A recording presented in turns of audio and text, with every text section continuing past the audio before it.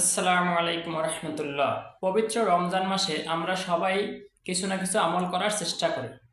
তো কম আমল করে বেশি সওয়াব পাওয়া এবং কম আমল করে বেশি মাপ পাওয়ার গুরুত্বপূর্ণ আমল হচ্ছে সাইদুল ইস্তেগফার।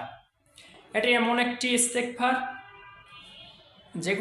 যেটা যদি কেউ জীবনে একবার হলেও পাঠ করে তাহলে আল্লাহ তাআলা তাকে মাফ করে দেওয়ার কথা বলেছেন। এটা বুখারী শরীফে আছে। তো ইস্তেগফারটি হচ্ছে আল্লাহুম্মা আংতা রব্বি লা ইলাহা ইল্লা আনতা খলাকতানি ওয়া আনা আবদুকা ওয়া আনা আলা আহদিকা ওয়া ওয়াদিকা মাসতাআতু আউযু বিকা মিন শাররি মা সানাতু আবু লাকা বিনি'মাতিকা আলাইয়া ওয়া আবু লাকা বিজামবি ফাগফিরলি ফা ইন্নাহু লা ইয়াগফিরুয যুনুবা ইল্লা আনতা।